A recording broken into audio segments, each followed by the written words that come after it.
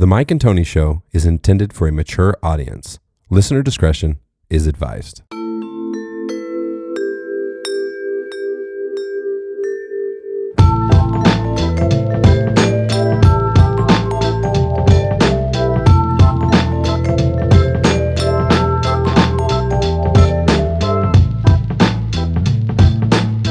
I just literally say whatever the fuck I want. This is Jordan Uniq. I'm a singer-songwriter. Just kidding. And you're fucking with the Mike and Tony Show. the never foul mouthed Jordan Uniq. Yeah, never. She was on. That was last week, right? Yeah. She's always a really good time. We're working on a co-write, by the way. Nice. I was gonna let you know. Okay. But it is a Saturday morning, Pierce. Feels like, I don't know why it feels like so long since I've seen you. Maybe because we're so far apart today. It is for the hour. Yeah, something. From a distance. How was your week? How are you doing, Pierce? It's good, man. It's again just the end of the fiscal year, just trying to get everything done as far as work and all that stuff. And then last night, out of the random, I had like a coughing attack, dude. But it was like just random. And all of a sudden, like I just woke up like. And I was like, oh, from asleep? You were asleep? I was dead sleep, dude. Oh my God. And it was a random coughing attack. And I was like, and I went to go say to myself, like, oh man, that was wild. And I was like, oh man, that was wild. I was like, oh no. Sure, it wasn't like a spider or something. Because, yeah, right. Because you do eat those when you're sleeping. Yeah, we've talked about that. But I was afraid because there's that thing, right, where you can blow out your fucking vocal cords. Yeah. And like even on like a big old cough, and it was giant coughs, dude. Yeah. And when I just started talking, I was like, oh man, that was oh no, oh my God, no. Oh jeez. And I keep water by the nightstand, obviously, and just like drank some water real quick, and I was like, okay, all right, kill, yeah, never mind, we're good. That's funny. Welcome to my world, Pierce. Yeah. Between allergy central and I smoke weed. It's dry ass Colorado. Like that's my struggle is cough and allergies all the time. But we have a really dope guest on. Do you want to introduce who we have on the show today, Pierce? Yeah, today we have DJ Uniq Thret. What's up, everybody? Pleasure to be here. Yeah, stoked to have you, brother. He's a local Colorado DJ. He's done a lot of shows, a lot of venues. He's worked with a lot of bands before in the past. And I was saying the link between you guys is that he worked with P-Nuckle. Yeah, he was telling me that. Yes, cool. Had a chance to with the P-Nuckle guys for a few years actually. With Chris is a good friend, great musician here from Colorado. It's sad we lost him to Nashville, and he's out in that direction now playing music. Everybody, dude. They're all going to Nashville. Yeah, so we're missing him here in Colorado, but played with P-Nuckle for a little bit as the DJ and got to scratch some records, do a lot of fun shows with those guys, and a few other bands here in Colorado as well, and some other artists. That sounds so fun. That must be so different than like your regular DJ. Oh man, stuff. Absolutely. With what really kind of got me into DJing was kind of more like that live element and almost like I thought the club kind of mixed DJ stuff I guess was cool, But I guess seeing some of the performers like Mixmaster Mike's one of the ones that come to mind for me. It's one of my favorites, but where it's more like a live performance. And then a lot of the bands that we had kind of in the 90s with Incubus and 311. Oh, and, sure, yeah. Some of these other guys that were incorporating live DJs into their music as well was I was like, man, that looks like fun. I really want a chance to do that sometime. So yeah, it was kind of fun to live out that dream with P-Nuckle and others on stage. Dude, what a blast. Yeah, I miss that actually. I miss having DJs in the bands more regularly. You know what I mean? That was the thing. And when you said Incubus, God, I hadn't even thought about Incubus in so long. But they definitely had the scratching and stuff going on. Yeah, they do. It's funny because you listen to it and you hear some of it, and then you go back, listen a little bit more, and there's quite a bit of that element in Incubus especially. They definitely incorporate a lot of scratching, a lot of just kind of general sound effects that go along with the music for sure. Yeah. I always remember everyone always thinking that Rage always had a DJ. Yeah. He But that could was manipulate the shit out That of was that Tom guitar, Morello. bro. That was Yeah. Tom Morello going Yeah. crazy. Yeah, Scratching on the guitar, man. Yeah. Of course, as a guitar player, I had to try it. I could Yeah, never no, get you it know, quite okay. right. Yeah. No. I'm an acoustic player though too, so Yeah. it's not the A same. little different. As a DJ, I had to try it on the guitar. I was like, how do they do that sound? It's, Yeah, it's wild. And so, do you ever play instruments or anything musically outside of DJ? a little bit. So definitely with playing with like the band and some of these guys, whatever, it's have had a chance to kind of learn a little bit. Still nothing, I guess, more in the learning phase than anything being proficient, but I've had a chance to play some drums, and one of my favorites right now that I like to pick up is the ukulele. Is fun one to right here, pick up and jam, and it's super easy. You can kind of take it anywhere with you, so it's a very, very versatile instrument in that. It's kind of the other side of the brain versus the DJ percussion side is kind of one side, and I guess the melody and playing like a stringed instrument like that is kind of it brings a little balance to the world, kind of when you're playing something. Yeah, pretty dope. When did you start DJing? Like, how did you get into it?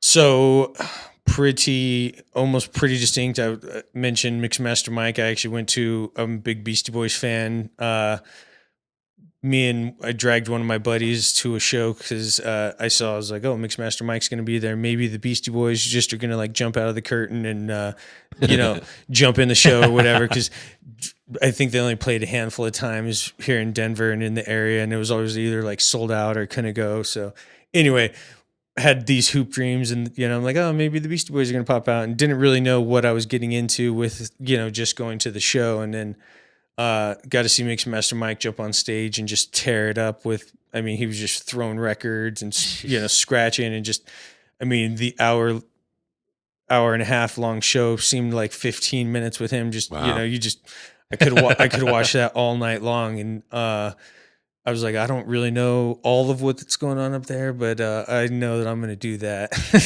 Hell yeah. Just like imprinted on you. Yeah. And so from there, kind of just like worked on, didn't really know too many DJs out where I was living in that sort of stuff. And that, I guess, kind of comes later in the story. But yeah, I didn't really know too many DJs. So I was like, all right, well, I'm just going to work and buy some turntables and some records, and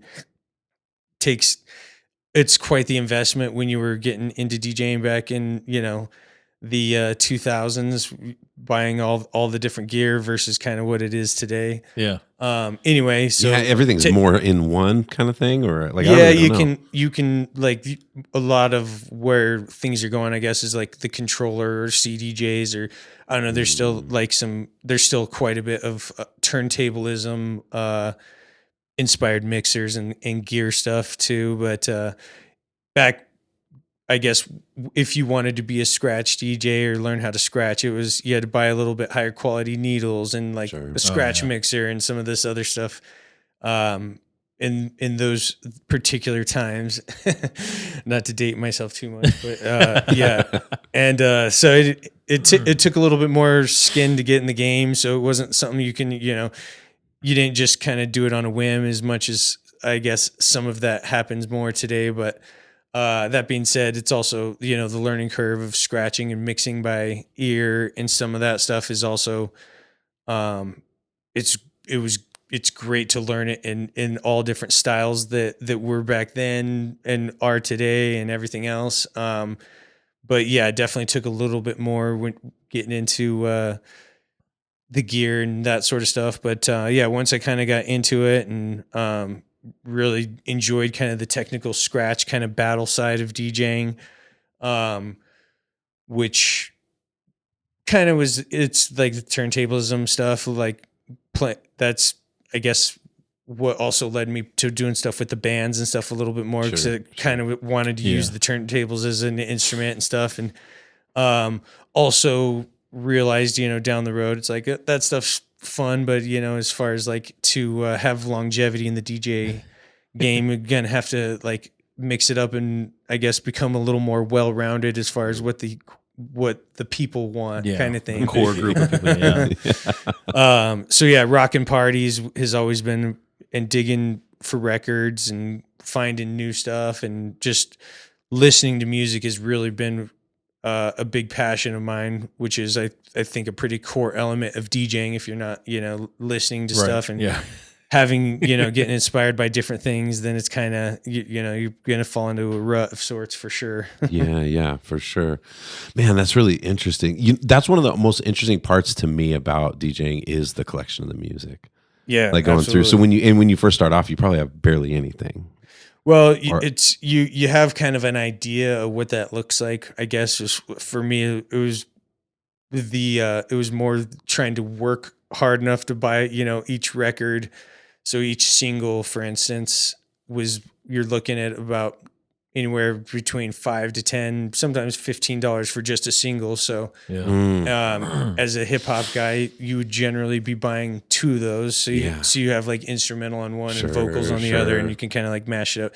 Anyway, so like to like stockpile, new records every week and whatever, definitely had multiple other side gigs, jobs to pay for my music habit. So I was trying to make money as fast as the records were coming out and buying and keeping up with all of it. Yeah. And so that was a whole part of DJing even before. I mean, now that everything's like digital, it's a little different because you can just go and buy, download, whatever. Yeah, right. But there was a whole part of the game where DJs would go in and hide records, so you didn't know what or couldn't find something. Or well, it was one of the our guest we had before was DJ Chones. Okay, and he was talking about like when he started out, they had like a a collective, like a vinyl swap. Yep. And that they would all the DJs would say like, yo man, what do you got? Let me get some of this and that, and just swapped back and forth. And so I'm probably sure that's similar to what you would experience too, maybe. Well, and so those guys,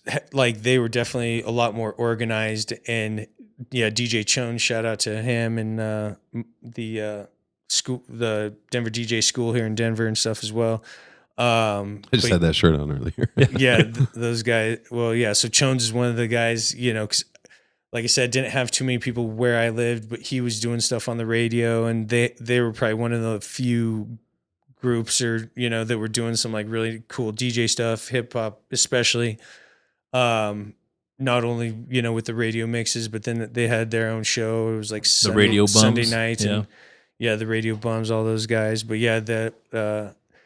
it's funny, I was friends with a few of those guys, so some of those records would trickle down into my collection eventually because it was not quite, cool enough to be with the I guess the OG pool. Part of it too is I was just getting to know those guys a little bit more. I was kind of in a different circle, but anyway, I was always like, I knew a couple of them, so I'd go shop through their record collections and, they definitely were doing it up here in Denver. Yeah, dude, remember Chones was talking about how he was getting so many records that like filled his entire basement. Yeah. And that's so crazy to me to have that many. He said that he got so many he just couldn't even listen to them. Like he was getting sent to him all the time. I bet. Yeah, that's really crazy. So DJ Chones, or kind of like have? Yeah, so him and I've met him a couple times, been to quite a few of his events and stuff like that.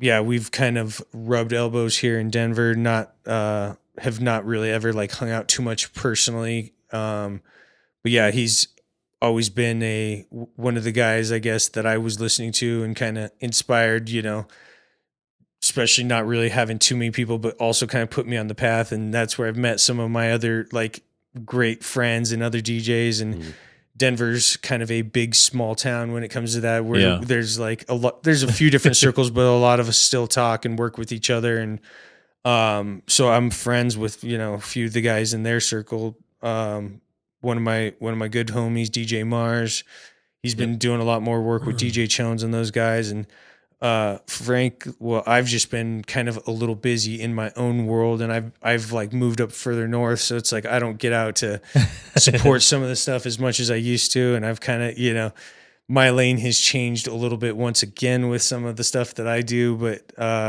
those guys have always been holding it down for Denver. I wonder if you've we've had a lot of DJs on here, Dollar. We really have. Just like thinking about it, because we also had a DJ Matt Cassidy. Okay, familiar with him? A little bit, yeah. Yeah. So DJ Mike, you were talking about Mixmaster Mike. Yep. Cassidy did a whole album where he mishmashed the Beastie Boys. Okay. And so it was a pretty dope. He did that like early on in his career, and I met him through the club scene, and he was just doing like the Red Room over at the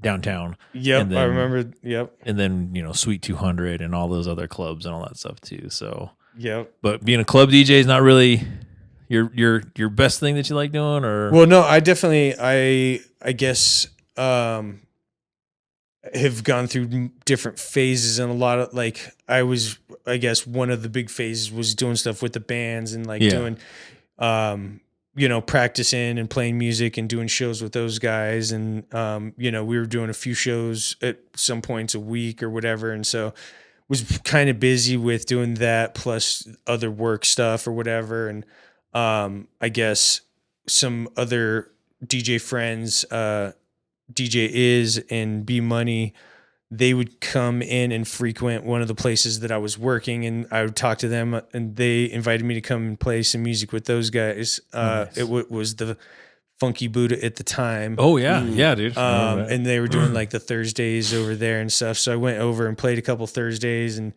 kind of like revitalized in myself. I was like, oh man, the mixing aspect and just getting to dig in the records and play. That particular place was pretty open as far as like what we could play, so that's always nice as far as DJs go. But also kind of had some other DJs that I was working with. Shout out to DJ Amuse, gonna drop his name in here, but yeah, started doing some work with him, and he was kind of like, yeah man, if you should kind of start doing more of these other events and some, doing some more mixing and some of these other things. And it was like, so all of a sudden it kind of, with the expertise of him and some of the other DJs I was working with, kind of showed me how to start, making a little bit more of DJing, kind of, here's some financial aspects, here, you can get paid, you can actually make some money by doing some of these, events and some of these other things with other people. And so, started kind of not really just shifting for that reason specifically, but when you want to do something, it's kind of like I was in the mindset. It's like, well, I really will do anything towards working towards my goal of, just getting to play music in one capacity or another. It's like, I know I'm not, every single gig isn't going to be just playing whatever I want to play.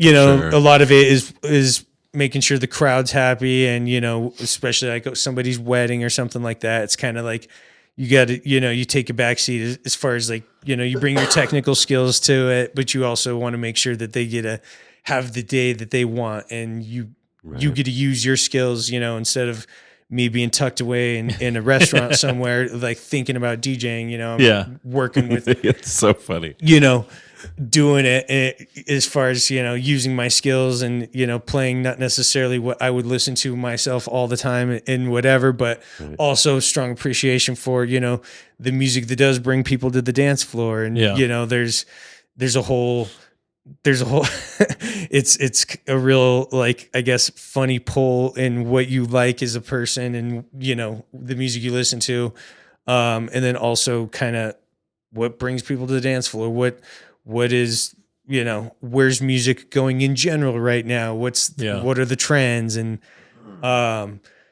so that's kind of, I had, it was like relearning in a whole new capacity of like, just, what gear to bring to these events, and, how to make stuff look good. And when you're DJing, how to, bring other elements to that people are looking for, and literally working one-on-one with somebody and to, hear it week in and week out, what, people want for their parties, and how to, it kind of changes your mentality, I guess. And I mean, the game has also changed, like all things do too, musically, and what we're listening to now versus what we were listening to in the clubs and stuff like that. So, just taking everything like that into account and just growing as with the music and everything else. I think as a DJ, like that's the number one thing is that you have to be on point with all the current stuff, with all the new trends, with all the music. You know, like an artist like yourself, not dissing on it, but you're set in your ways, right? You're acoustic. For sure. That's what you do. Dollar's not going to do a pop album anytime soon, right? Yeah, right. You know, Dollar's not going to cross over to hip hop, anything like that. He's kind of setting his stuff. Yeah, but whereas like a DJ has to be like on top of that. It has to, like you said, know the trends. Know the music, that's what I like about it. Yeah. That's one of the things that draws me to it. Is like that idea, like I was talking about digging records. Like you're just always looking for music, and you're just like a music head in general. And I think there's a lot of musicians that aren't. You know, like I'm guilty of that. When I've been working on my album, it's like all I'm listening to. I'm just listening to my album over and over and over and over. You know. Well, and I think that's the other thing too is wild too is like when you hear like mashups, right? Now mashups are starting to be a big thing, and so being able to hear that and like hear the beats and see what's a good crossover of trying to move things over to another song, like an old song to a new song. Yeah, that part fascinates me. Yeah. How to blend what? Like I was telling you about that first thing I heard on your SoundCloud, where it had like Kendrick Lamar and had the Weeknd, and it was all just like seamless together. I was like, this is like a track I never heard before. I feel like this came out already. Yeah. These guys did some kind of collab or something, you know. But and how do you? I guess how do you navigate that? How have you like learned over the years to be able to know what's going to blend and what mixes? A lot of that, I guess, goes back to the passion for music, and I guess some of especially Kendrick Lamar has been coming up with some, or has had some great music, and has been a big inspiration for me musically. And I guess I kind of think more of like the vibe of where I'm like trying to go with a particular mix, or what the setting is, kind of first and foremost is what's kind of coming out ultimately. And it's kind of, driven by the energy of particular tracks or things that I've kind of tucked away in the record crates and think would fill in a moment nicely, or maybe, just something with a little extra pop to start progressing the energy upwards, or, depending on where we're at in the night. But I guess definitely listening, playing, and digging through tunes. It's one of my favorite things to do. I also can understand that when you're working on an album, you get definitely in depth with something like that, and it's hard to go outside. So literally, definitely spent my fair share of time in basement studios, and Cool. Shout out to all the producers and engineers. Always, well, teaching any of us that think we know anything about music. You run into some of these guys and you realize it's just, oh man, I didn't realize I'm still in chapter 1. But yeah, anyways, shout out to those guys for helping with making us sound good and teaching us the tricks. But studio times also kind of, that's a fun time, I guess, kind of just to expand on that, with the band, and kind of, play with different stuff. And it's always that I always enjoyed getting to do that on the DJ side, making mixes, but then also on the band side, getting to watch the art of something coming together, and seeing that also brings a whole different light to DJing when you get to see the layering of that. And it's like, oh man, so I can kind of even we'll probably talk more about the stems and kind of technology and where we are with music right now. And I'm sure, in not too long, it's going to be surpassed by that. But yeah, with being able to layer things and kind of change musically with instrumental melody stuff with music on the fly with some of the technology and stems and whatnot, seeing and working with some of the stuff previously, it's like you just dreamed about it. You're like, man, I couldn't. It would be so nice to just lay that little guitar piece on, this instrumental and kind of just doing the stuff in live time. And where we are now, it's now like, you can, yeah, yep, yeah. That's well. Let's talk about that a little bit. So you started in the early 2000s. Yep. So I started I bought my first turntables in the year 2000, basically right after I graduated. What year did you graduate? 99, 2000? 2000, yep. Okay, right on. 97. So. Okay, nice. And you, Pierce, what were you, 98? 99? Oh, 2000. 2000, yeah. Okay, got it. Yeah, I'm an old guy in the room. Yeah, you are. Yeah, where was I going to go with that? I can't remember. Yeah, but first set of turntables in 2000, and then I guess moving up towards technology and stems and that sort of thing where we are now. Which what was it like then? What's like the big differences when you started versus like what you have access to now? So I guess there was a lot of things that when we're doing more on the vinyl and stuff like that, it was a lot of really wanting to progress and have kind of your playlist almost like what it is now. It was kind of the foretelling is like, man, I wish I could just like stack this kind of thing together.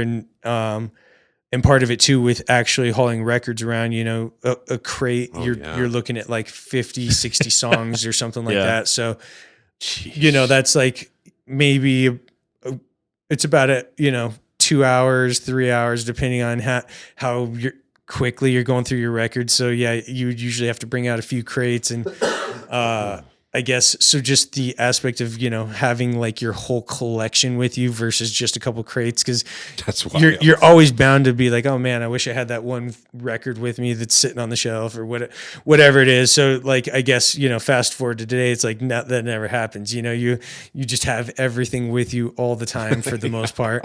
So that was always, I guess, one of the dreams back in the days is, being able just to have that accessibility. And part of it too is when you're with your record collection and, you may have had a gig the night before and whatever record you're looking for is like tucked in that other crate because you're going through your stuff so fast anyway. Sure. So the actual like organization of them and, you did have to sit down and make sure everything was in its right sleeve. And I was going to ask about that. I was like, you have to have some kind of a system, right? Or yeah, you kind of would memorize, I guess, where things were just after a little while of playing. You'd get in your records quite a few times a week. You begin to know it's like, okay, like third or fourth records, whatever, sample record, scratch record that you're looking for. And, you go to find it and it's not there. And it's like, oh my goodness, that's it. But, I guess that always reminded me like of House Party. Yeah. When he was trying to get Bilal was trying to get all the stuff to the Play's house. And he had like massive amount of crates of records and vinyls, dude. And he had the turntables. They tried to fit it all in his back of his hatchback. Yeah. Oh man. Yeah. Traveling with gear is a whole other thing too. Yeah. You never think about that because like you think of you, right? With your PA system and your guitar and sometimes mics and everything like that, pedals. But then you got this, you got a whole other setup, you got what do you have to bring every single time with you everywhere? So that's a good question, Pierce. Yeah. Right now, or I guess kind of for a normal gig for me, it's couple speakers at minimum. I usually bring 2 subwoofers with me. I have a controller with me. I've got my computer bag, which is kind of the lifeblood of the running the entire thing between lights, music, and sound, that sort of stuff. And then take a 8-channel mixer with me so I can kind of mix things down depending on what the room is. I usually have 2 wireless mics with me.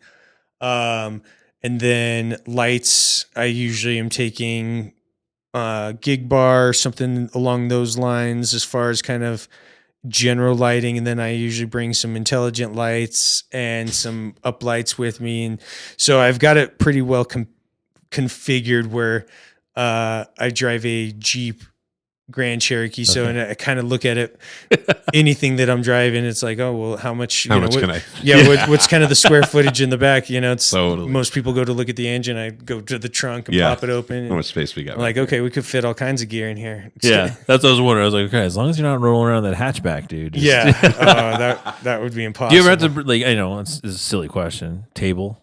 Does anybody is there sometimes you get to a spot and you're like, do you have a table? And they're like, yeah, that is. So I usually will, and shout out because I work with some amazing people also, on the event side that help kind of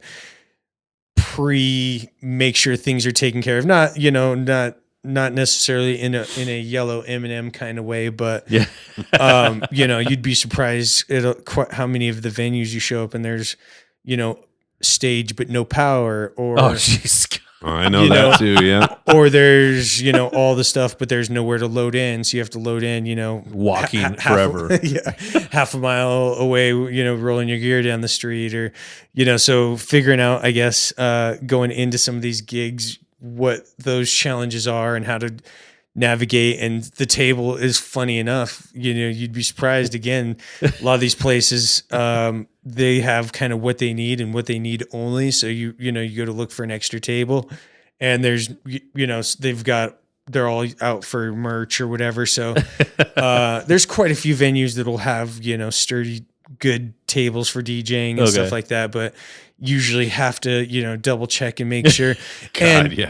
Part of it too is that's a pretty large thing to bring in your vehicle. So it's like on the DJ side, it's like I'm sure you'd much rather have speakers than a table. Yeah, and I'm sure you're not using like some flimsy ass plastic Costco table, right? Again, with all that gear on it. You would be surprised what that comes down to sometimes, and we always have what we prefer, and sometimes you're using. I remember work with what you have. Cocktail tables, and at one point, one of the restaurants that I worked at, they had.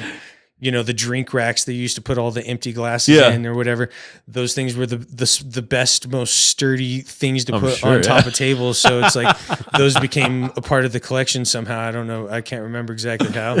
That's wild. And anyway, but yeah, those kind of added the stability factor when some of the places didn't have some of these other tables. But yeah.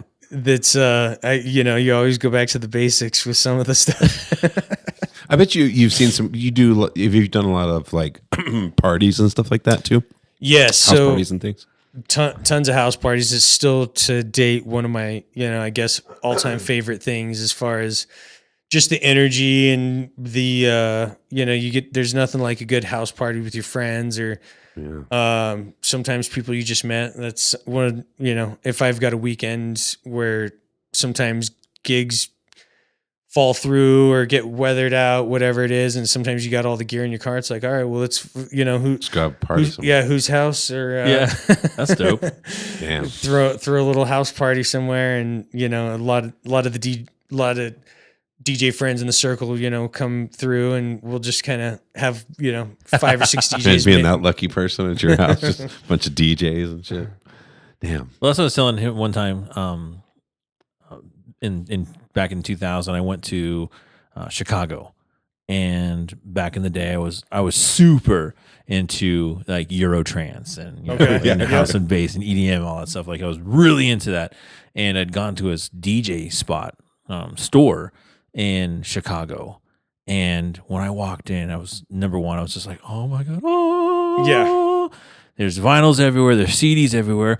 There was 2 DJs playing in the store.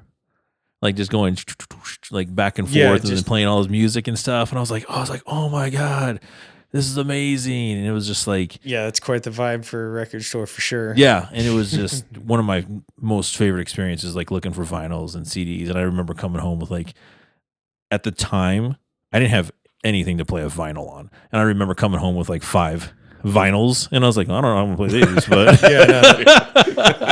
building one of those with the little needle. That's how they get you. Yeah, you're like, well, you got this part, and now you have to jump in the game. Yeah, man, that's funny. How did you come up with the name? Where'd your name come from? So, kind of came like the selection that I like to play is kind of done is the unique part of that. Going back, actually, I'm glad you brought up house music. That's always in electronic in various forms. Again, going through the years, but yeah, house music has always been right there with hip hop for me as far as one of my favorite genres.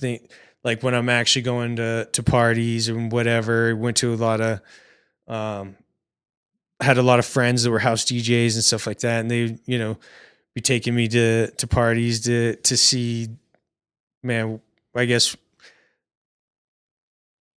lots of the Triad Dragons, and went to a bunch of their stuff. Okay, and my buddy Eric Nightmare did a bunch of house and trance events, and grew up going to the caffeines and all the. Oh yeah, I guess the bigger kind of parties like that, and I guess I always had one foot in that pool with house music. And so anyway, I've always had a strong appreciation for that. So along with like the records that I would buy, 3/4 of them would be probably like hip hop and soul and that sort of stuff. And then actually reggae as well. That's always been one of my big influences. And then, another, I guess the other records that I'd be buying was house music, and they always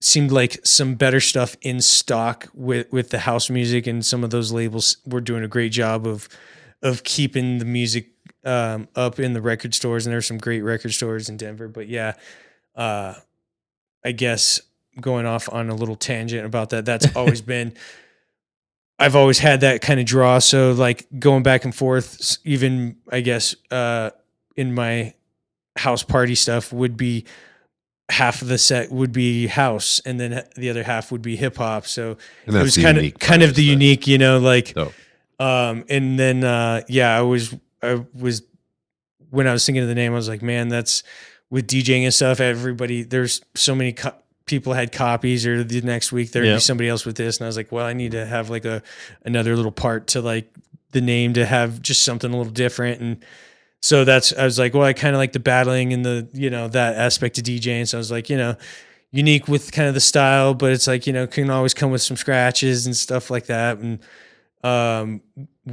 did some battles and whatnot. And I guess talk a little bit about that. I also kind of learned, met one of my great friends, his name's Everly, and always would come up against him in battles as the mighty DJ Shake One here from Denver's. People know him as or whatever as well. But yeah, he's always been a great battle DJ, and he's done really well as far as like the DMCs here, which has always been kind of like a standard. And some of the stuff I thought I knew, trying to learn as DJ, I'd go up and I was like, man, I still have got quite a bit to learn with on the battle side of stuff. And I guess, saw that I was like, man, my skills actually are a little more like on the technical, like mixing. Yeah. And don't give me, I love the battle stuff. Is like, but yeah, after seeing some of those guys and work with some of those guys, it's like, it's hard to be like, okay. I mean, literally some of the best battle DJs are in Denver, Colorado. So, I was like, well, I better, I knew that wasn't going to be my, as much as I wanted that to be, the best battle DJ. I was like, all right, I know where my lane is, I guess. And it was more like party rocking and I guess that side of DJing. So I quickly adapted to that. Oh yeah. You got to know your strengths. You got to know like what it is you do and what you fit into. Yeah. I mean, I wanted to be a rapper. This. Yeah, you did. Didn't work out. Yeah, I'm going to be a country singer one day. Yeah. Remember? Yeah. So, ukulele playing country singing. Well, and you don't really know some of these things until you actually give it a legit shot, and you're like, okay. Yeah. So Uniq Thret has always been. It was never. You never had it in anything else, or was there anything trials? So that's actually always been and I've kind of actually gone more on the side of changing it just to my regular name or whatever. Yeah. There's a lot, I guess, of DJs that have done that. And, yep. The way that I spelt it, it's like my 20-year-old self like came up. My MySpace self. And it's also, 100%. And there's, so it was like, I've come to a couple times where I'm like, do I change it? And it's kind of, spelled weird and people, whatever. And I'm like, but at the same time, it's like, you are like, you kind of make something. It could, you could just call it, XYZ and like, it is what you make of it or whatever. So I'm like, I've done a little bit with this random collection of letters and, who knows, but, I've actually have came up with that and have stuck with it since. Okay. Yeah. Cause like you said, similarly how, people have moved to their actual names. I remember back in the day, like Cassidy, he went by DJ Cassidy. Yeah. And then obviously the big time Cassidy, took off. And so he was like, I can't stay DJ Cassidy. And so he went to the full name. He went to DJ Matt Cassidy. Yeah. And so that's what he's been using for years now instead of. Well, and, to be fair, like there's almost kind of like different, I guess, there's almost different versions of me that are DJing. So like, I guess when it's like Uniq Thret, it's like this kind of version over here. And then it's like, if I'm just doing, I work with a lot of places that are just kind of more like setting the vibe and playing house and whatever. Yeah. And that's not necessarily like what I would consider, like this particular project or what I would usually play or whatever.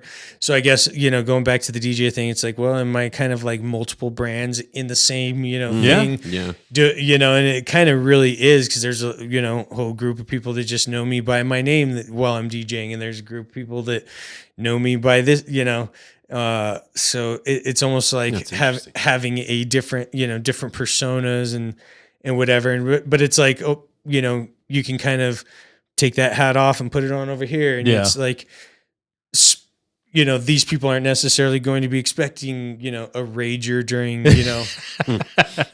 during a rehearsal or something. Yeah, or it's more, I guess, appropriate with this version of me DJs, versus this one is more of like, okay, it's, we're going to tear this house down or whatever it is. Yeah, that's really cool.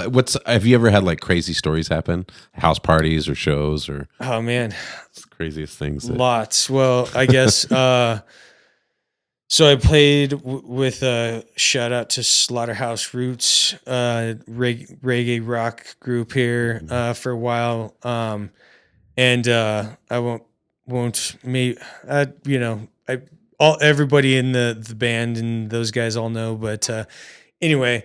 So at one point I actually was not really like DJing outside. I went from doing club stuff for about, around the 10-year mark of DJing. I was like, I'm going to quote unquote grow up and, do the like chase the job thing and, be more quote unquote serious about that. And so I was working a little bit more and still DJing, but just not like out. And so I'm on my way to work one day and I get a call from some friends that I had played in bands with growing up from Slaughterhouse Roots. And they're like, yeah, our lead singer just got arrested by bounty hunters at the show that we're getting ready to play.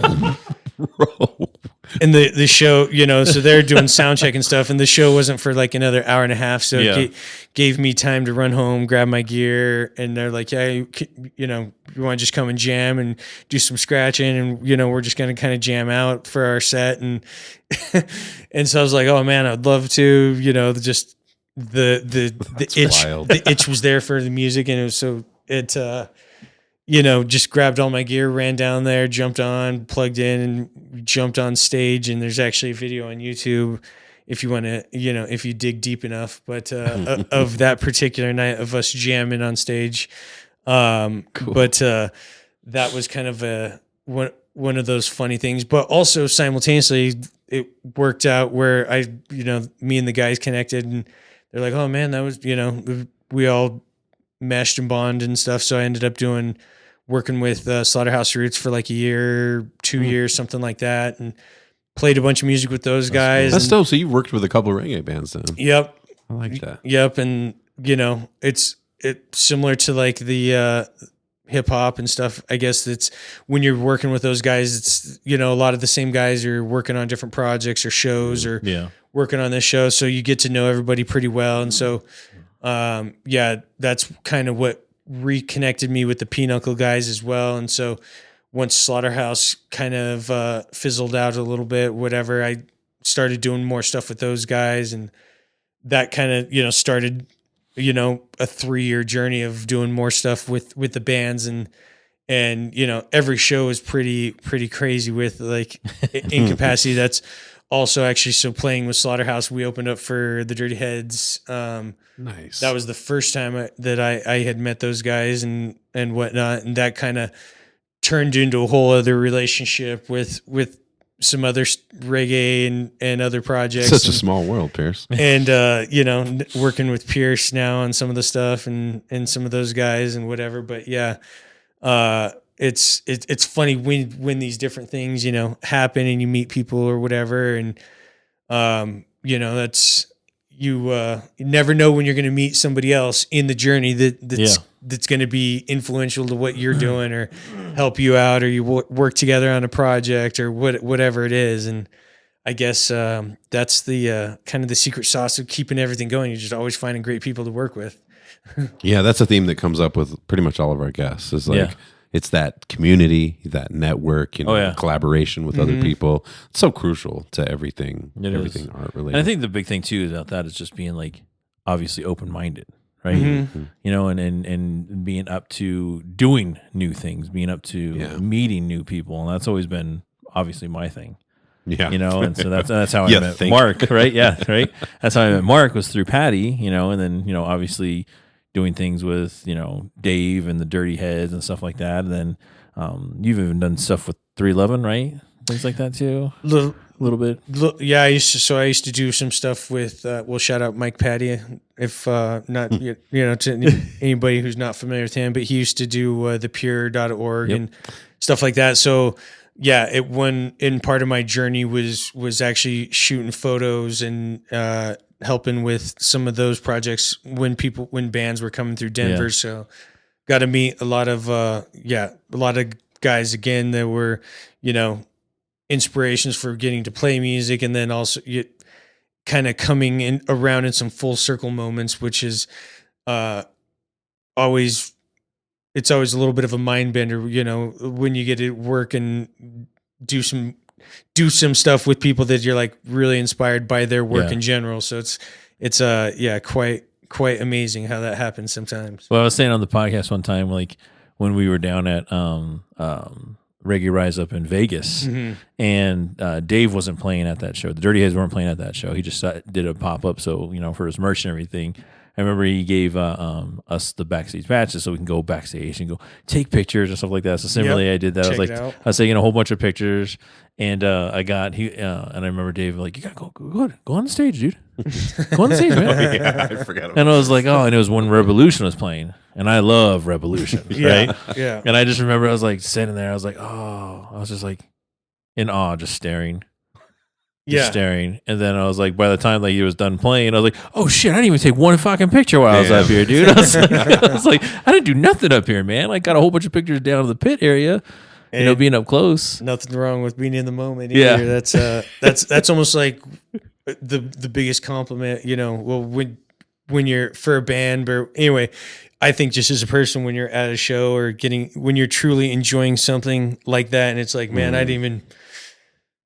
Because taking the pictures, you know, one of those things, it's like, I want to remember this. But yeah, there's like a step above that where it's like, I am so enamored right now with what's going on. I'm just going to soak this in. Yeah. Yeah, Well, you were super in the moment. I was super in the moment. And that's one thing that I always, I guess, to each their own, right? But I always get annoyed with when people are at concerts and they have their phones up. I've even seen a fucking iPad before, bro. Oh yeah, like that, and like they're just recording it and they're just they're watching it like this. They're watching through the phone, and I'm like, bro, you're right here. Yeah. You know, lower the phone, just watch the thing, just do it. So I guess when you're doing like stuff for media purposes, you get in, and then a lot of places only let you say, for instance, photography, videography, whatever, they let you have access for the first like 3 or 4 songs only. Yep. And then you got to like kind of clear out of the way just so you're not blocking the experience of somebody else. And, you know, we all love to like have our moments with the phone and show, you know, but yeah, having, I guess that balance is good where, you know, okay, take a couple good shots, whatever, so you can remember, but you know, also be conscious of the people around you, and, you know, don't be blocking everybody's view. And I guess with some of that stuff, but yeah, kind of a weird hard line to draw, especially with all the way, you know, social media drives. Oh yeah. Some of the, you know, I guess things that we do, especially in the entertainment, and it's like, you know, people want to be, oh, look at that party's really going on the rooftop, whatever. Like, you know, I get it. So it's kind of a weird thing, but yeah, there's I guess some lines need to be I guess, drawn in the sand just for, I think it helps for overall event enjoyment for everybody in the vibe too. When people are actually soaking it up and not necessarily, just stuck on their phone and watching and whatever. It's just everything now. I remember when me and Mai were in Hawaii, and we're taking a walk in the morning, just walking along the beach, and there's like multiple people with like tripods, and and they're just all these pictures, but the irony is like all the pictures are like trying to look really natural, like holding the drink, like you're talking to somebody, like, and the ones that were the craziest was like when they're by themselves, and you're just like this person standing out here by themselves. With a tripod. Well, no, I like, when we're at like the things like the Reggae Rise Ups or the pop ups or anything like that, I take videos. I do lots of videos and stuff like that, but I'm also actively participating. And I always remember when we were at Reggae Rise Up St. Petersburg in Florida, I was joking around at that because that's when Dave was playing, the Dirty Heads were playing there. But I was joking around because we were all setting up, and one of the vendors there was just like with his little selfie stick. It was like, hey, what's up? It's your boy. Set it up here. We're gonna be. And it's like, I was like, oh my god. I was like, can you imagine if we were doing that right now? Like, hey, what's up? It's your boy Mike Pierce. I'm here with the 4-0 merchandise. Come on down and check it out. I was just you should do it as a spoof. As a spoof, go in all. Well, it just starts to become a little watered down when everybody is trying, and shout out, go get your piece of the pie, but I guess the old when you should be a teammate and participating versus when you're kind of leading and holding the camera up to everybody. I don't know. Do you like to be on camera? Like if someone comes up to you in your DJ set, are you going to ham it up, or are you just focused in doing your thing?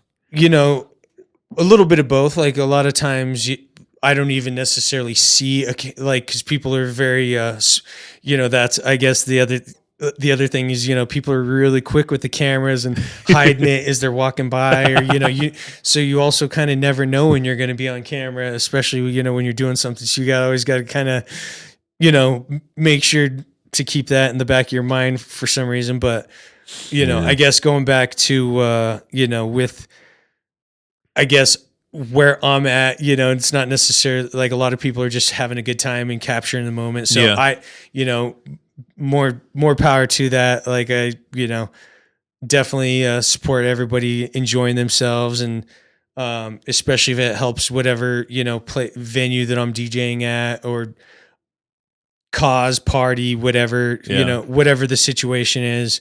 Always want to help bring light to those things. And so, definitely bring in the energy. Definitely, don't mind, I guess when people are doing that for that reason. Okay. I feel like all the videos I see of DJs are always focused. Yeah. Everyone's I feel like they're always like that. Yeah. Once in a while you see them like, but most of the time they're just doing their hands are busy. You can't, you're not really going like, this. Yeah. It's kind of, I guess, as a DJ, it's kind of like, well, I mean, we are, doing like mixing and stuff, but it's not necessarily like lighting a guitar on fire, I guess, for the optics. It's a little, so you gotta.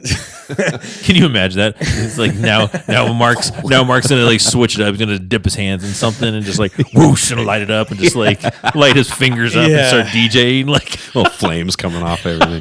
Yeah, I'm pretty sure DJ Swamp and there's a couple other DJs that I'm pretty sure used to light their records on fire. So, wow. And so that one's already been taken. I don't even. No, I'm saying fingers. We're talking hands. Oh, you're lighting your hands, flames shooting off, just like just going on at it. That's funny. We should ask him. Yeah, you read my mind, Pierce. You're one step ahead of me. Every single guest that we have on the show, we ask them one question. You are stuck on a deserted tropical island. You have everything that you need to live a long, happy life. Okay. Okay. But in your crash, or however you landed on this island, right? You have a way to play music, but you only have one album that you're going to listen to for the rest of your life. What is that album? It is going to be Hello Nasty Beastie Boys. Yes. Pretty fast. That was pretty fast. That was a pretty fast one too. We always kind of take note of like how quick the responses are. We've had a couple. Didn't we have to let somebody off the hook one time? Because they couldn't come up with one. They tried to do they were like, can we just do a compilation? Yeah.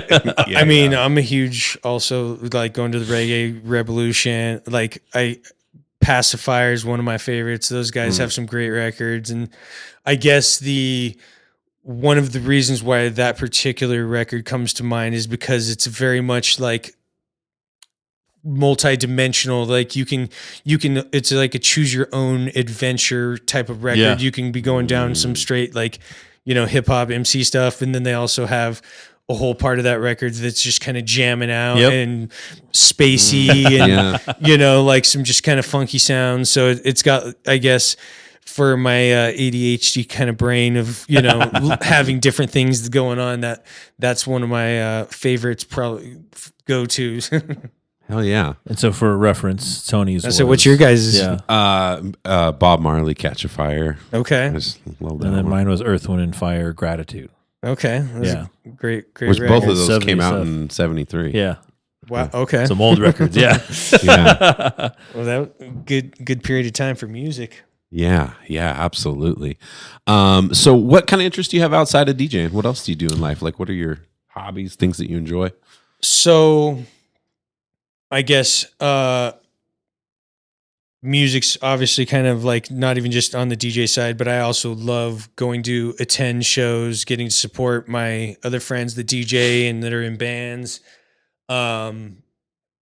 Getting to see the creativity that people are doing into their various projects. And so my artist friends, I guess kind of anything along those lines, I really enjoy getting to support, other locals, all my friends when they're doing their events. I've got a son that is on the autism spectrum. So I mention that because it's kind of significantly changed my life on a lot of the things and ways and just kind of how, perception and seeing different life through a different lens, I guess, through that. So really passionate about getting to do stuff with him and trying to show him different experiences. And I've got a chance to work with a lot of the local autism groups here in Colorado that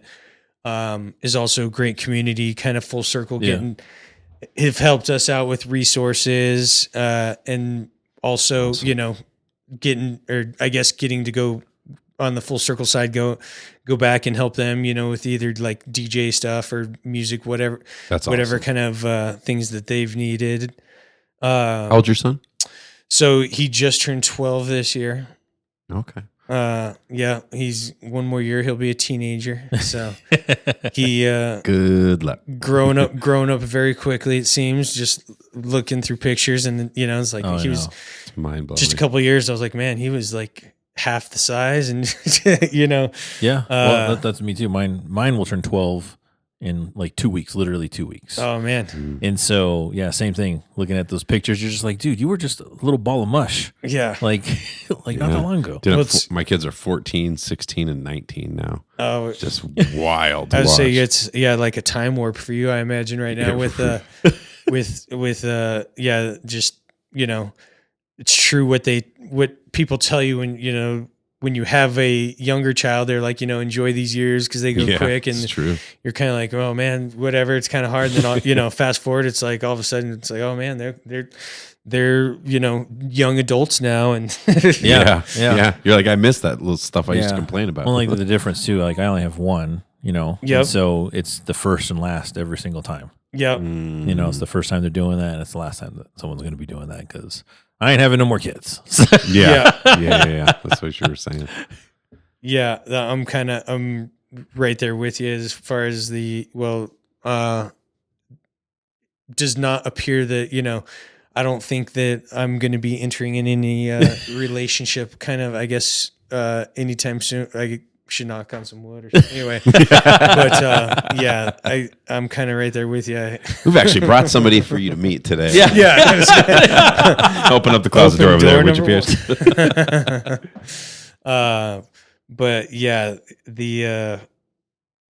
I guess, along with kid stuff, been, love getting out to nature and doing hiking and being in Colorado and, just enjoying the outdoors and the mountains and, snowboarding and all the adventures that are, that we have here in Colorado is quite the treat. Have you ever been snowboarding, Pierce? Yes. Remember my story of Oh yeah, your garage sale, your yard sale, my or yard whatever. sale. Yeah. So, did you grow up here in Colorado? Yes, I did. Yeah. What parts? Well, so I was born in Denver, Okay. grew up, basically lived in Denver for, I believe, about the first 6 months of my life. And my dad actually had found the house that currently living in the day I was born. So it was kind, Okay. of, Oh, wow. kind of a funny roundabout story. But yeah, he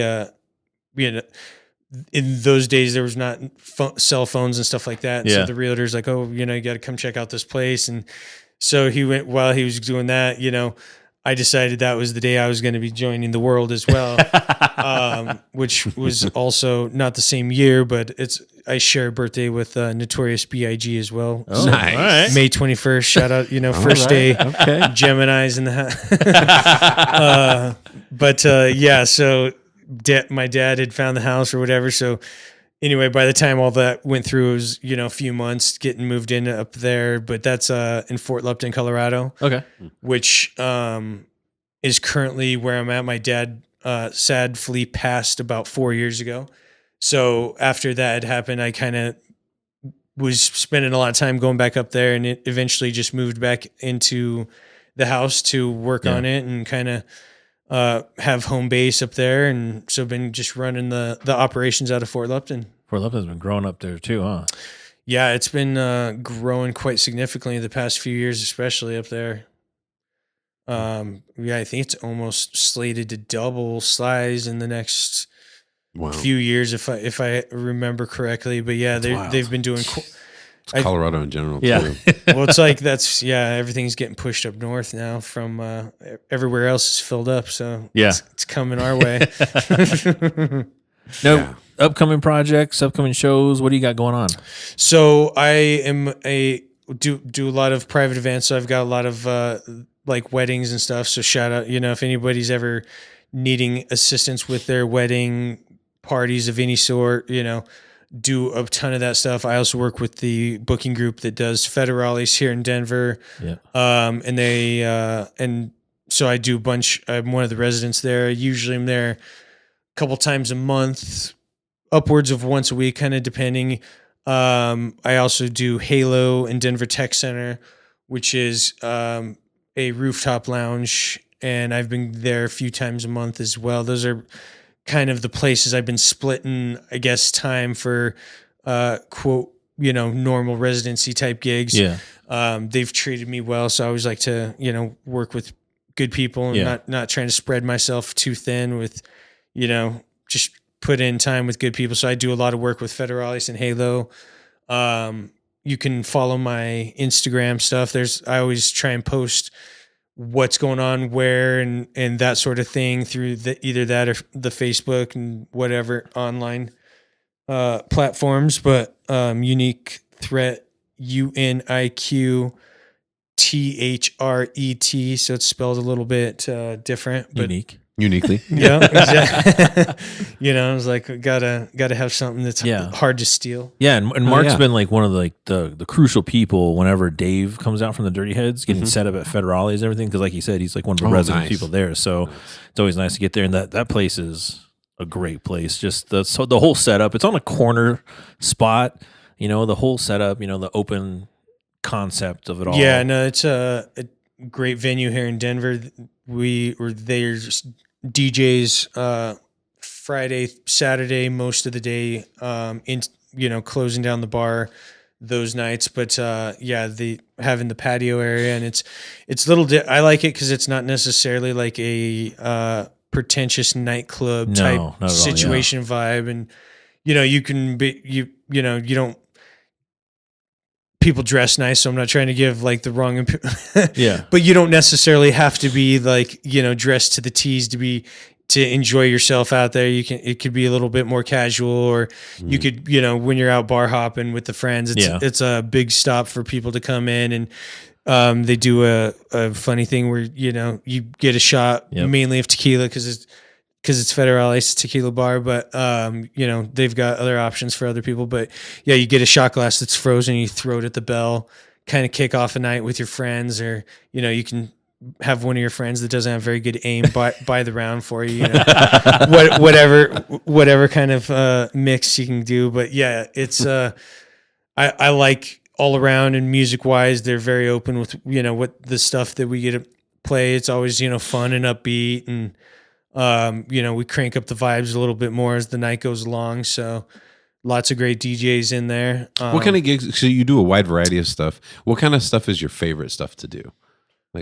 So I guess, that I have different things I like about every different type of gig, so it's not necessarily like, I guess some people are like, well, I don't like doing weddings or whatever. It's, I like, I guess we'll talk about, I guess, the family private event stuff, when I can use music and pull the room together of, of everybody getting to enjoy themselves on the dance floor, providing those moments of like, getting a good dance party going and whatever that looks like for, that's a little different for almost everybody, I guess what they see. And it's also very similar, everybody wants their family they want, a mix of what they like. And they also want, quote unquote grandma and grandma to be dancing on the floor for a little bit. And so, it's kind of like, okay, what can I do with like the bag of tricks of between music and whatever DJ wise to pull that together to bring everybody together. So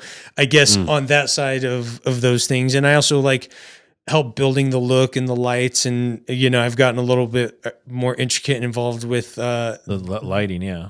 The design of, the shows and just kind of pulling that together, because doing that a lot, I want that to look good, not only sound good, but look good for people for their, dance party. And, I guess you don't want a bunch of different lights doing different things and distracting. Yeah. It's just, pulling those things together. And it's, you use that as an element with part of the show. It's, when the show's on, you want it to look like the show's on. Yeah. When it's on the downtime, you want, the room not necessarily to be, strobing and doing this, that, and the other. So it's, I guess pulling those different elements together.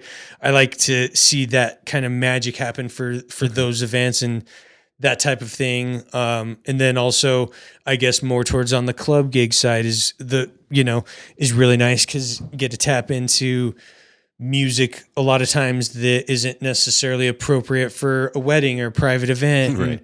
Right. And again, you're still, you still have to use your, DJ sense. Is it even appropriate for this event? What time of the night is it? And so you're still pulling all those elements together on, where and what you're DJing and the vibe and those sort of things. But again, getting to pull from a different bag of tricks, being, maybe that's new music, maybe that's playing the classics to get things warmed up to get to the new music. It's I was going to say with the club set designs, how do you come up with your sets? Because weddings, I think, is different. Probably you work with the totally. I usually spend a decent amount of time each week going into whatever, planning whatever that gig is. Sometimes it's a club Thursday and then a wedding Friday and then another club Saturday. So it's like, okay, want to be ready for each different individual one. And, going back to with digital crates and having your record collections, where it's, I don't necessarily have to do that with my crate and rearrange something, and reinvent the wheel. It's like with a lot of the club stuff, it's when you're playing, you almost, you feel that in a night, and then you can actually, you take your crate from that particular night, you might have been just going off the top and it's like, okay, that was, everything worked and synced up. So you can just drag that and make like a new crate out of that particular night and then start building and adding to that. It's like, okay, I really like this. I want to put this and that, and mix that into that particular That's pretty cool.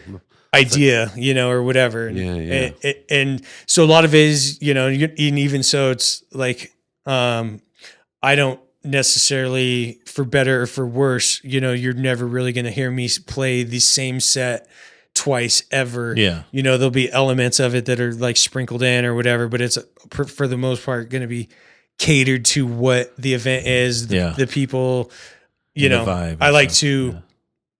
put the craftsmanship into that. And, you know, I still think that's really important on the record digging side. And, you know, who is this person? You know, what song have we maybe connected with over in the past, and like going to splash that in there. And it's like, okay, that's that little touch between there. And it's, you know, just goes to show you that I've done my homework on whatever event. And you it enjoy is. that. Yeah. That's one of my favorite parts, is getting to like almost go through and think about where I want that to go. And, you know, a lot of times it'll go off of even that path, but it's like, okay, Yeah. you have a general idea.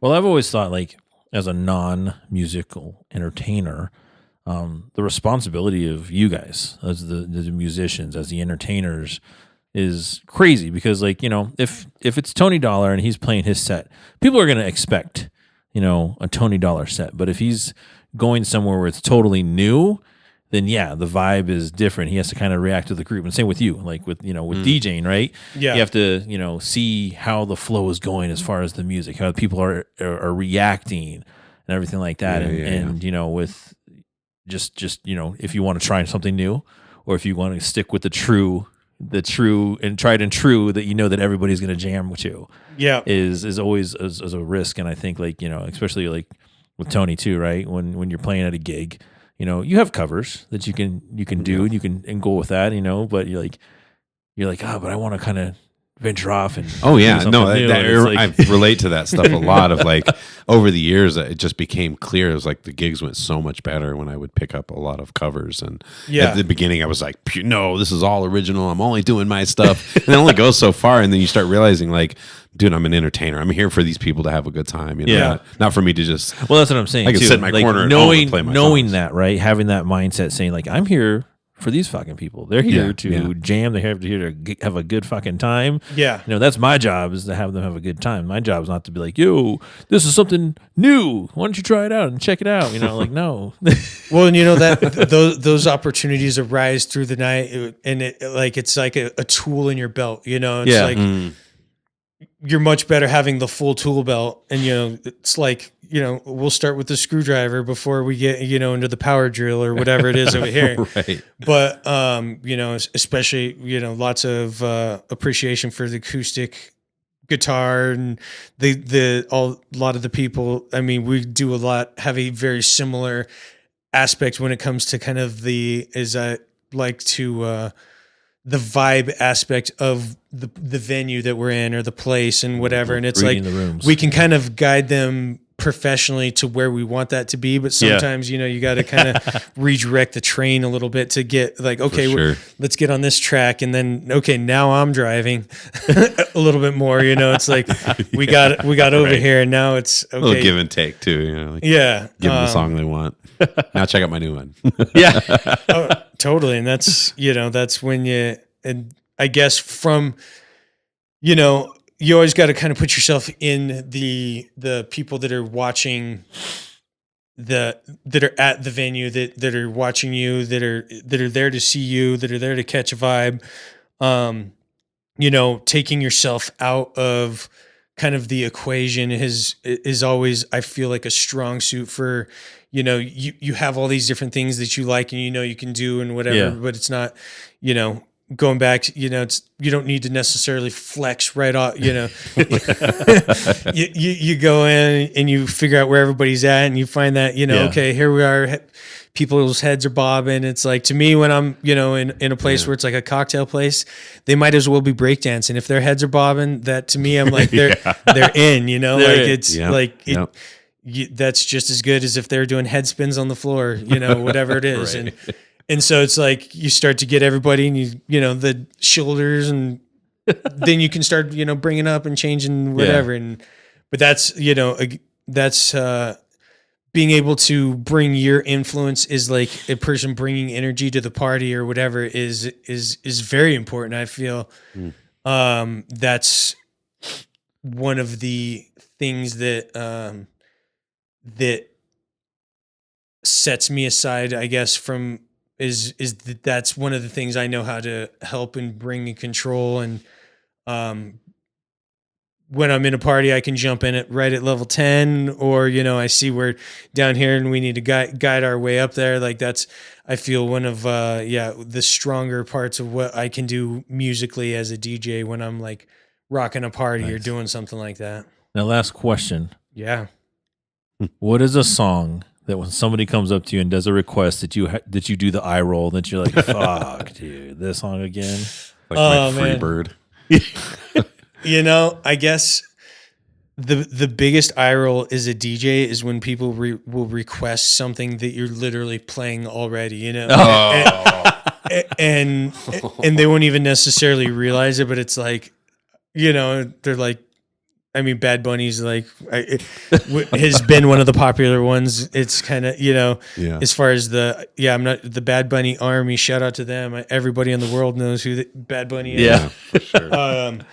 But anyway, be right in the middle of playing a song and it's like, oh, play the song, and it's, so I guess that's one of the annoying ones. And I guess on the DJ side too, I'm much more likely, if you just ask me to, it's a little annoying when, you're standing right next to somebody and it's not even like a loud club, and, you could have a conversation as people and they'll still pull out the phone and like type it and just like shove it in your face instead of being like, hey DJ, what kind of tequila are you drinking, man? I'll be right back with some of that. Yeah, start there. Right. Yeah.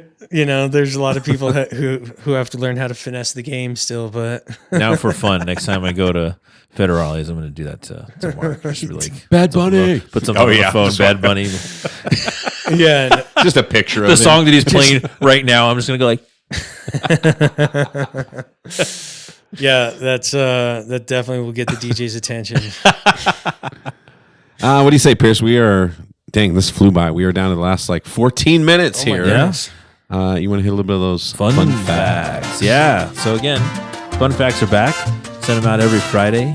Friday fun facts, and there are 50 of the craziest things that I just read throughout the week.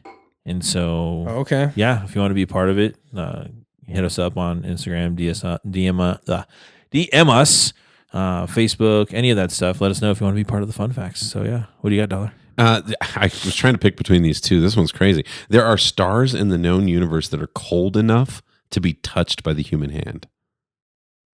How does that work? What is that? I don't even know what that means. They're probably so advanced right? And they're not like... Well, because most stars are basically mini suns, aren't they? Where like cook the flesh off of your bones before you even, even get close. Yeah. Yeah. Yeah, that's wild. Let's see here. Parents. Okay, so we're just talking about So kids, I just got right? back from Utah this last week. I was out there for a conference, but actually kind of heard a fact. I'm just going to throw this one in there just because. Yeah.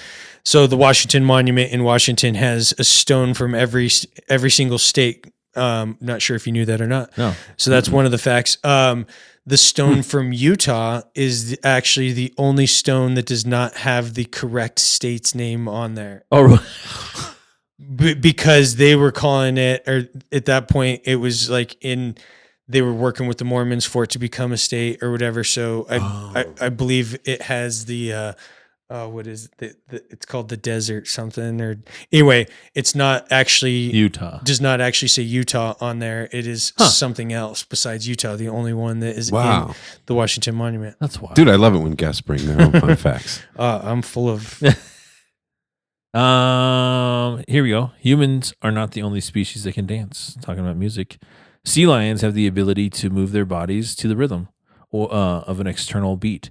So if you see a sea lion, you consider doing a dance off with a sea lion. Yeah, because put that on your bucket list. I mean, it makes sense. They do like to hang out in some musical areas, Yeah, yeah, that's true too. Let's see. Where was the one I was looking about? There was one you had in here about worrying or overthinking. It was overthinking increases your mental health risk, disturbs your sleep, and interferes with your problem solving. Yeah. That's true. Tell me some shit I don't know, Pierce. He's like, yeah, I'm down to 13 years. 13 years on me. Dolphins are highly trainable creatures, obviously. During the Vietnam War, both America and the Soviet Union trained dolphins. They used dolphins to detect mines, deliver needed equipment to divers, retrieve lost items, and even protect submarines. That's crazy. The animal involvement in like military. Yeah. We talked about the pigeons. You ever hear about the pigeons during World War II? Was it 1 or 2? Like the messenger 2. pigeons? 2, yeah. No, the homing pigeons. They were like running missiles. Like it never actually went live because they felt like they couldn't sell it to the public. But they actually had like missiles with pigeons in the front because they found that pigeons were way more accurate at just like dropping pecking it. right at the target. So they would kind of guide it like specifically where it went, and they were like way more accurate than human beings were. Interesting. Yeah. So they ended up doing this, coming up with this like combo system where it was like the humans were kind of controlling, but then so were the birds. And then they just never did it because people would be like, what the hell? All right. So what animal would you say, if we could adapt any animal to doing, helping us, which animal would you pick and why? Oh, shit. To helping us? Yeah. Crows. Crows. Super smart. Crows, like that whole, genre of bird, right? The crows, magpies, ravens. Right. Seems like an intelligence network they could tap into. Well, because don't piss them off. They hold grudges too. Yeah, they do. They because they recognize human faces, so they understand who fucking pissed them off at one point in time. The reason I say crows, okay, people would say like chimpanzees or something like that, right? Like crows can fucking fly. They can go places. Yeah. Like, a fucking chimp is just like hanging out, walking around. Same with us, right? But like crows, they've been proven to use tools. Yeah. They can problem solve, and again, they recognize things. So fucking flying around and doing all that shit, they have more space to cover than a chimp. What about you? God, I have no idea. Like, what's the context? Like, just like an animal that just like helps us out in general. Yeah, I guess so. For instance, like a grizzly bear or something that we could train that. Oh shit. Trying to think the exact help from a grizzly bear, but bodyguard. Yeah, yeah. We don't want to security guard. Just posted outside the club. A literal grizzly bear. I don't know, man. I do like grizzly bears. Those are crazy. God, my first thought is like animals we use a lot already, right? Like dogs, like you've got like rescue dogs and things like that. Cats to me would be useless. Fucking the hardest thing ever, dude. Fuck, dude. Yeah. It's not an animal you want to hire for sure. Got a bad. Yeah, cats cannot be bothered. Yeah, no, they're so different. Yeah, than dogs. That's what I said. Crows because they can use tools. Okay, get around. that's all fair. That kind of Yeah. shit. What did you say? As far as a different animal, Yeah. I was thinking about the bears. I was like, I feel like we're underutilizing. I feel like they could be doing more. Eyes in the mountains, you guys. The bears. Letting us shit around here, right? Bears got to pull their weight. Lazy ass bears. How about another one? Dinosaurs lived on every not planet but continent on Earth, including Antarctica. The reason fossils are not prevalent everywhere is the conditions are not great to preserve the remains to create the fossils in many places. So, in fact, scientists think that there were many species of dinosaurs that we know nothing about because their bones were too small to fossilize. That's probably true in general. Of like yeah. everything that's ever lived. How much of it do we know about? Probably very, very little. There's some crazy number like that, right? It's like 99.9% of everything that's ever lived is. Well, shit, I think they just found in the Amazon. Again, everything in the Amazon. Like, we can't explore everything in the Amazon because it's so dense and crazy. Totally. But they just found like a new stick bug that weighs like 2 pounds. It's like fucking this big, dude. I think I was seeing something about that. Yeah, dude. That's wild. Have you seen some of the worms? Like in like the big countries in South America, bro, they're like boa constrictors. Like what the size of?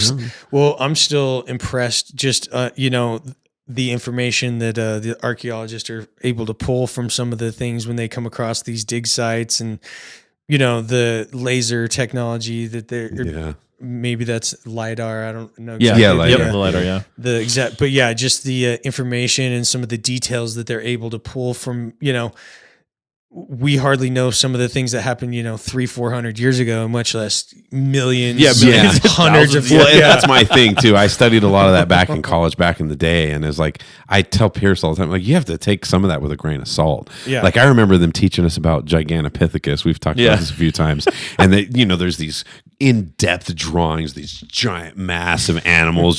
All these details, and you're like, we have a molar. Yeah, we have a molar, bro. Like, how are you sure? That's exactly all that information. That could have been like just like a one-off fucking weird ass. Had one weird tooth, giant tooth, just one weird tooth. Yeah. Well, once we saw pictures, that just became fact for our brain. Yeah. Okay. Yeah, totally. It's almost like the dinosaurs. Do you notice they don't? If you look at dinosaur recreations, they never give them any body fat. Yeah. Ever notice that? Yeah. All dinosaurs were just fucking jacked. Every dinosaur was just jacked on the planet. Like, there's a couple fat ones. Yeah, there right? had to be. Come on. Had to be. They had to be, dude. Yeah. Right? Yeah. Like I mean, you would think, Brontosaurus, but- Stegosaurus, Triceratops, right? Those are things that are just like, roaming, just eating and grazing. But no, every dinosaur is jacked. Yeah. Yeah.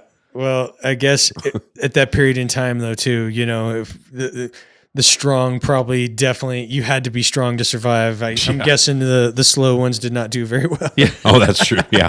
That's why they were all jacked. Yeah. The fat ones all died. Yeah. Just running away. Yeah. Or running or chasing, right? That's why they're all jacked and lean. How about this? Cryptomnesia is when a memory is hidden from your consciousness. Huh. So, like they have like psychologists that will do the hypnotism to try to pull those memories back to the front of the mind, like from people that have like suppressed them so far back behind, and like usually, mostly from the time it's from trauma, right? People are just like, nah, dude, that goes way back. Locked that one deep in exactly. abyss. In the vault. Yeah. So that's wild. And then buried concrete on it and built a new tower. Or something.